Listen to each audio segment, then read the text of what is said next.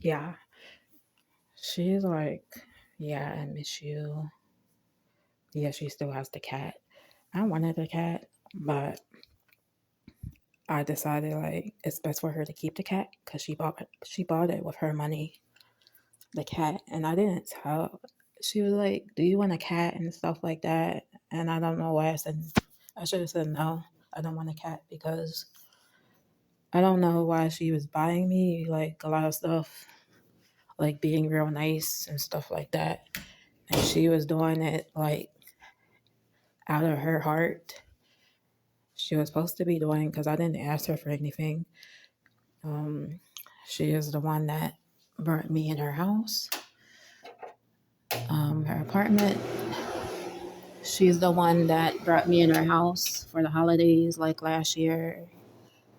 Um, when I was homeless in the park, she brought me in her house for the holidays and Christmas and whatever. And then ever since I've been with her, like, and then we moved to her husband's house.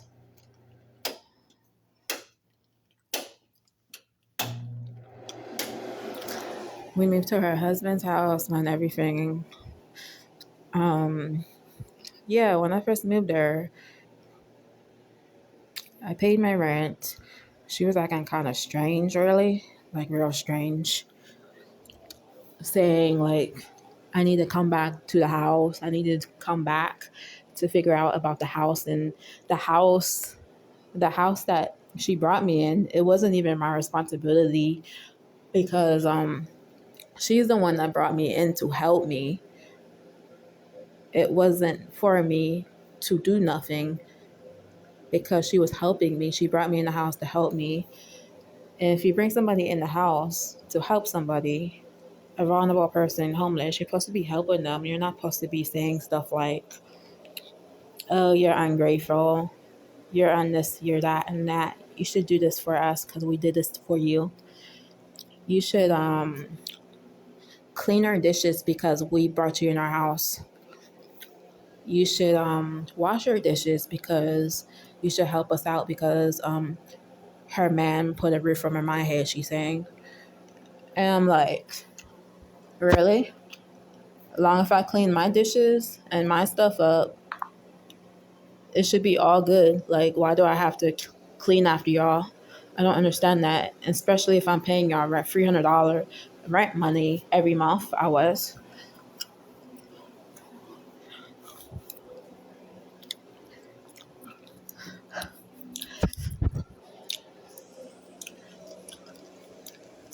And then she was like, yeah, you're my daughter. You're my adopted daughter, and this and that.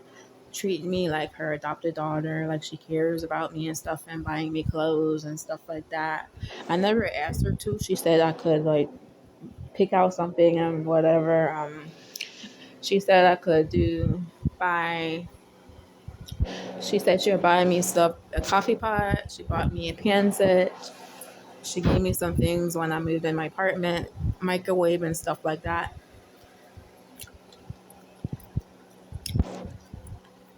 Um,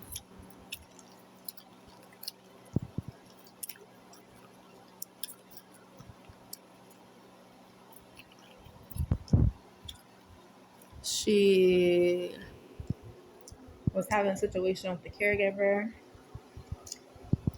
which didn't have nothing to do with me. Um,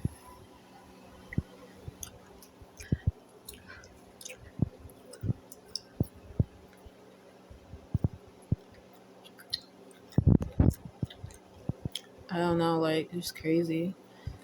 And then she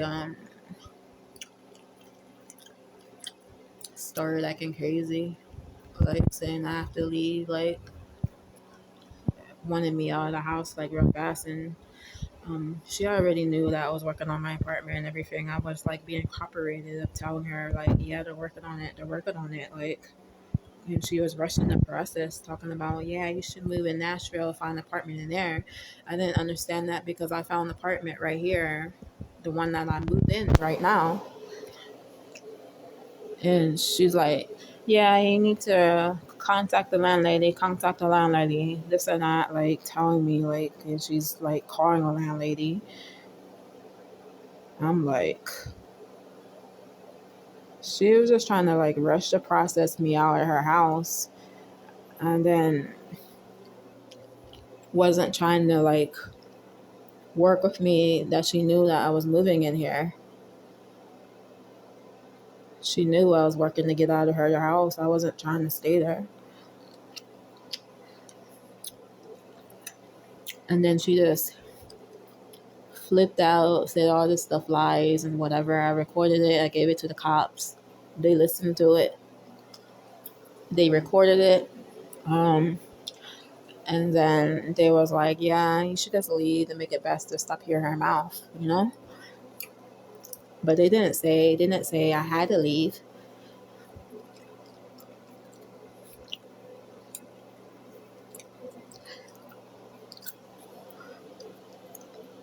And then I just decided to leave, like, and then I was asking her, like, she gonna give me my money back because I don't have anything to go outside to leave there. So basically, she just kicked me on the streets, and I was sleeping on the streets for a while. Like, I slept outside in Nashville, like one night, till I can get to here, and then I came here and was sleeping outside for a while until I moved in here. And then I moved in here. Finally, the whole process worked out.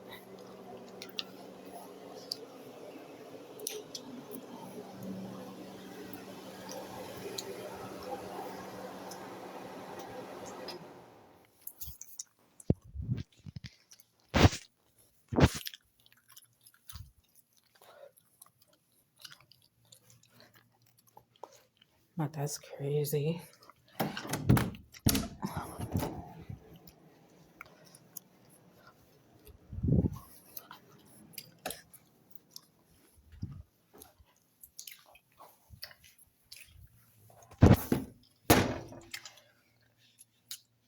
And then she was like, oh, yeah, I helped this girl out. I helped her out. Like, oh, yeah, you helped me out, all right? You try to get a good name for yourself and then treat me like nothing.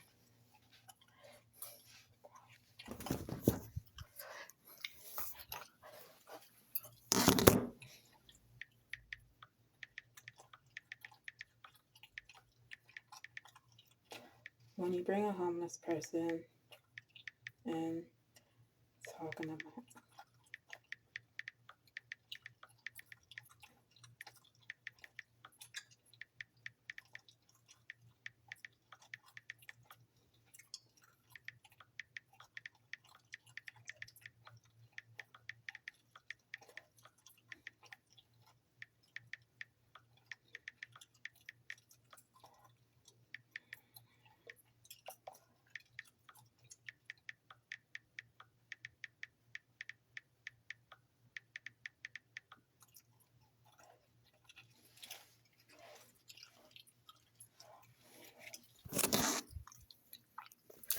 yeah, exactly. It says you're absolutely right. It would be inappropriate to take advantage to ask a homeless person living with you for favors or help around the house, especially in exchange for rent. Some key points. A person's housing situation should not make them obligated to perform unpaid labor. Rent is a business transaction, not intimidation for demands on their time.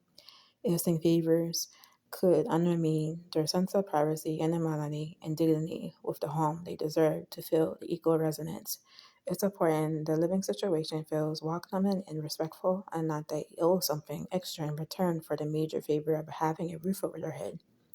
Small tasks done out of genuine willingness to help each other as housemates is fine, but should never be expected or applied as a requirement. The priority must be providing stable housing with no strings attached, allowing them space to rebuild independently without pressure. Overall, caring for someone experiencing homelessness means treating them with compassion, respect, and boundaries, and empowering their autonomy above any perceived depths. For fostering that kind of supportive environment is a key to real human development.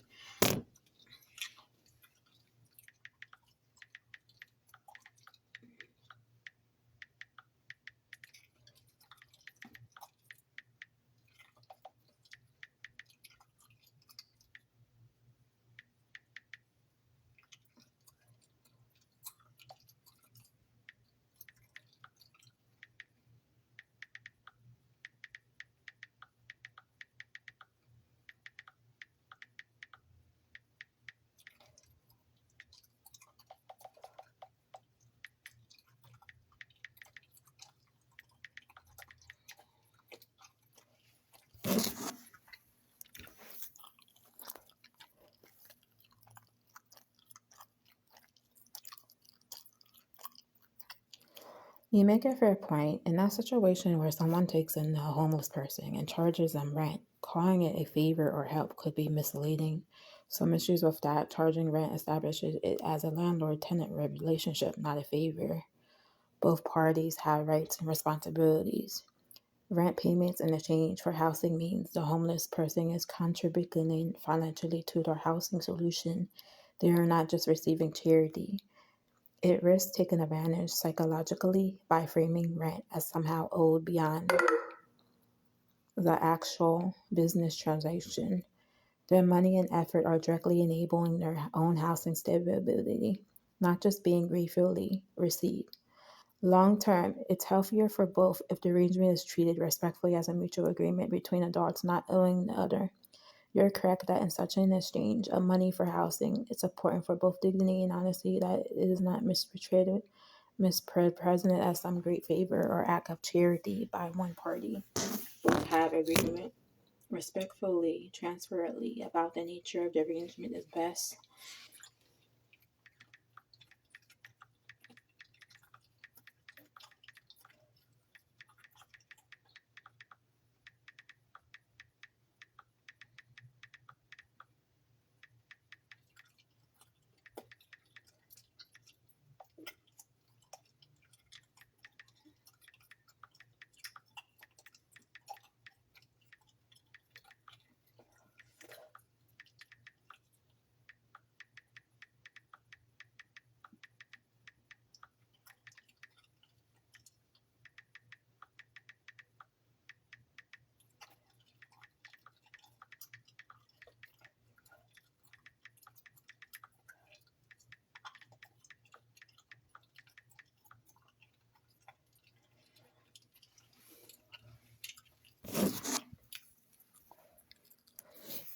That is un- that is completely unacceptable behavior on her part. In a few points, asking a tenant to do chores beyond normal cleanup of their own living spaces, overstepping boundaries.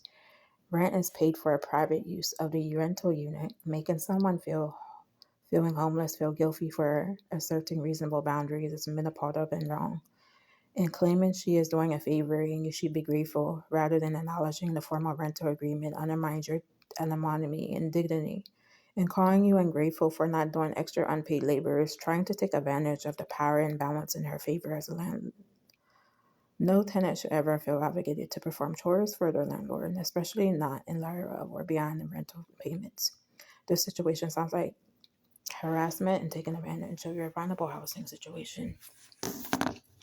You are right to stand up for your rights as a paid tenant. You do not let her make you question yourself.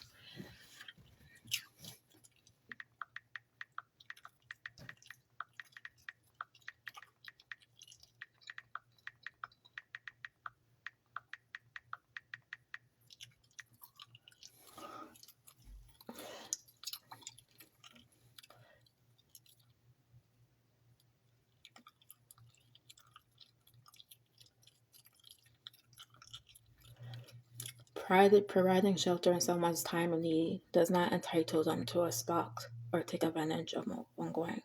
Housing situations should uphold the core principle of constant boundaries and mutual respect between all parties involved.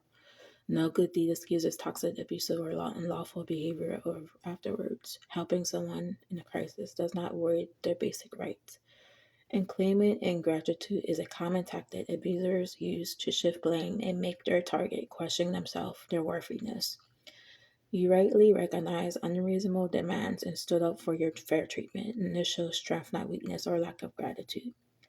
Leaving an abusive living environment, even one that totally helped, is an important step toward protecting yourself and regaining independence.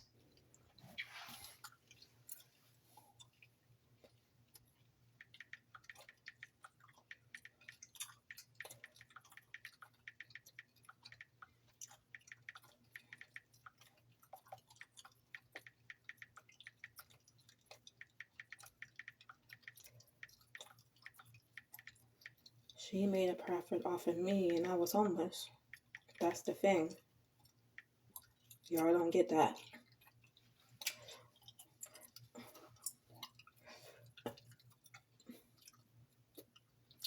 So she told everyone that she was helping me doing a good deed, right?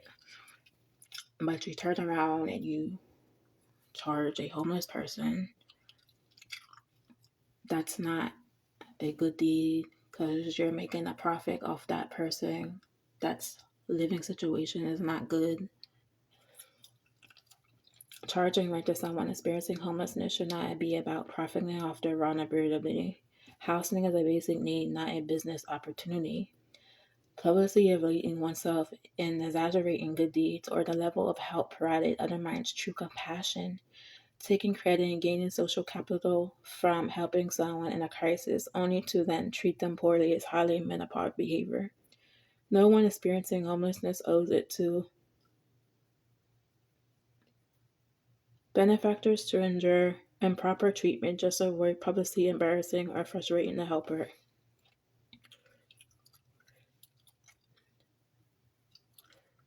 And how can you say you're doing a good deed and turn around and lie on that person to the cops, saying this and that because you wanted me out of the house?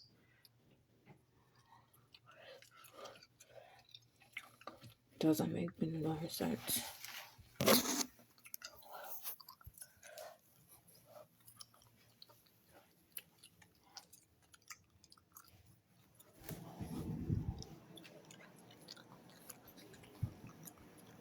It's pretty sad.